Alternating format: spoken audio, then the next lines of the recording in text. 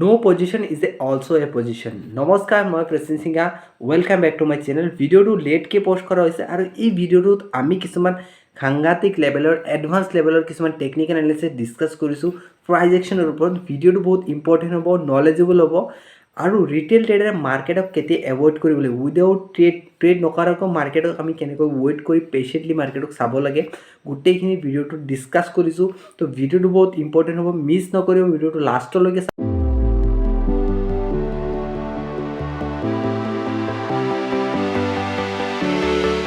Good morning friends. আজি 10th April.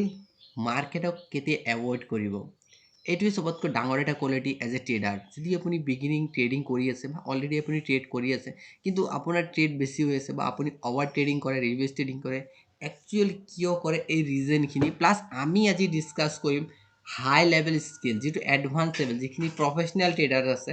Professional ট্ৰেডাৰে actually কি কৰে ট্ৰেডিং যেতিয়া এভইড কৰা সময় আহে। কাৰণ কি মাৰ্কেটত কি হয়, অল টাইম আপোনাৰ ট্ৰেড নাথাকে। মাৰ্কেটত সাইডৱেজ মাৰ্কেট থাকিব, মাৰ্কেটত আপ ট্ৰেণ্ড থাকিব, মাৰ্কেটত বুলিছ মমেণ্টাম থাকিব, তো মাৰ্কেট ডাউন ট্ৰেণ্ড থাকিব। কিন্তু আমাক কেতিয়া মাৰ্কেটক এভইড কৰিব, মাৰ্কেট কেতিয়া আমি এভইড কৰিম, কাৰণ কি অল টাইম মাৰ্কেটে আপোনাক ট্ৰেড দি নাথাকে বা মাৰ্কেটত আপোনাৰ অল টাইম আপ ছাইড আৰু ডাউন ছাইড নাথাকে। মাৰ্কেট কেতিয়া ছাইডৱেজ হ'ব, কেতিয়া ৰেঞ্জ বাউণ্ড হ'ব মাৰ্কেট। তো এইখিনি ক্ষেত্ৰত একচুৱেল ট্ৰেডাৰে কি কৰে, বেছিভাগ যিখিনি ৰিটেইল ট্ৰেডাৰ্ছ আছে, ৰিটেইল ট্ৰেডাৰ্ছৰ কিয় লছ হয়, এইটোৱে কওঁ যে যিটো সেবি ডাটা আহিছে 89% ট্ৰেডাৰ লুজ কিয় কৰে। 89% ট্ৰেডাৰে এই ৰেঞ্জ বাউণ্ড মাৰ্কেট, সাইডৱেজ মাৰ্কেটত কি কৰে, পজিশ্যন বনাই লয় আৰু ভাবে যে ইয়াৰ পৰা মাৰ্কেট মুভ হ'ব। তো আমি যদি চাওঁ এই লেভেলত মাৰ্কেট অলৰেডি আজি মনডে মাৰ্কেট, তো মাৰ্কেটৰ অলৰেডি যিটো ৰেঞ্জ আজি মাৰ্কেট আপ ট্ৰেণ্ড সাইডৱেজ ডাউন কৰি আছে মাৰ্কেট, কিন্তু ইয়াতে আমি যদি চাওঁ অলৰেডি এটা মাৰ্কেটে কাৰেকশ্যন চলি আছে। তো এইখিনি ক্ষেত্ৰত অলৱেজ আমি কি কৰিম, এভইড কৰিম। যদি আমি ট্ৰেড কৰিছোঁ আমি হোল্ড কৰিম, ছিষ্টেমেটিকভাৱে ষ্টপ লছ ৰাখিম। কিন্তু এনেকুৱা ক্ষেত্ৰত যিখিনি বিগ প্লেয়াৰ ট্ৰেডাৰ আছে, যিখিনি প্ৰফেচনেল ট্ৰেডাৰ, তেওঁলোকে কি কৰে, এভইড কৰে আৰু ইয়াৰ পৰা লাৰ্ণিং লয় যে ইয়াতে ক'ত ট্ৰেপ হয়, বিগিনাৰ যিখিনি ট্ৰেডাৰ্ছ আছে ক'ত ক'ত ট্ৰেপ হয়। তো আমি যদি চাওঁ নিফটি আজি কি কৰিছে, নিফটি মাৰ্কেট কি কৰিছে, নিফটি আৰু বেংক নিফটি চেম মুভমেণ্ট কৰা নাই। আমি যদি ফাৰ্ষ্ট কেণ্ডেল যদি এনালাইচিছ কৰোঁ, bank Nifty consistently down ছাইডলৈ move কৰি আছিলে, কিন্তু নিফটি কি কৰিছে, নিফটি মৰ্ণিঙত আপ কেণ্ডেল বনাইছে, ডজি কেণ্ডেল বনাই দেন নিফটি আপছাইড ৰেলী কৰিবলৈ ট্ৰাই কৰিছিলে, কিন্তু ৰেলী কৰিব পৰা নাই।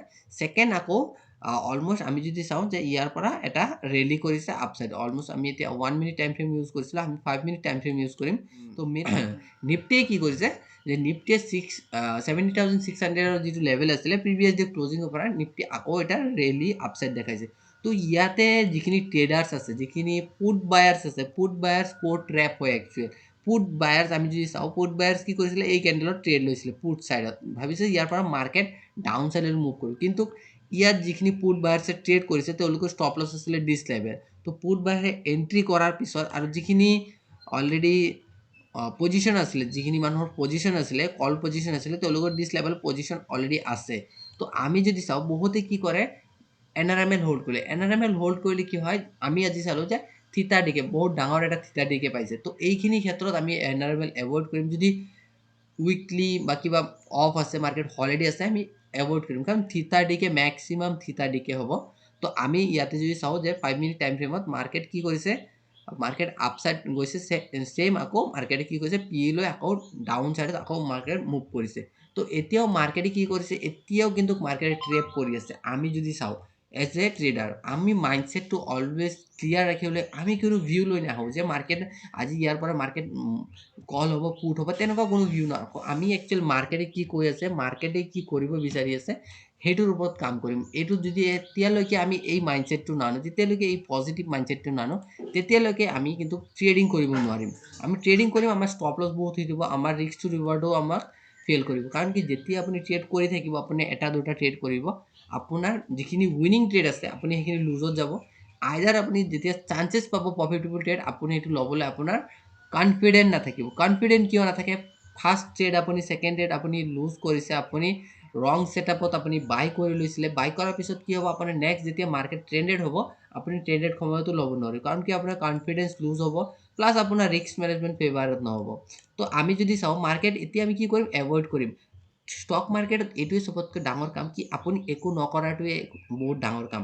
আপুনি কেতিয়াবা একো কাম কৰা নাই, জাষ্ট মাৰ্কেটক ৱাটচ কৰি আছে, এইটো চবতকৈ ডাঙৰ কাম। আমি ভাবোঁ যে মাৰ্কেটত এজ এ ডে ট্ৰেডাৰৰ মাইণ্ডছেট কি হ'ব বা ডে ট্ৰেডিং যোনে কৰে ফুল টাইম, তেওঁলোকে আমাৰ এজ এ ৰিটেইল ট্ৰেডাৰৰ যিখিনি বিগিনাৰ্ছ আছে তেওঁলোকে ভাবে যে গোটেই দিন ট্ৰেড কৰে বা মাৰ্কেটত অল টাইম ট্ৰেড পাঞ্চিং কৰি থাকে। এনেকুৱা কেতিয়াও নহয় ফ্ৰেণ্ড।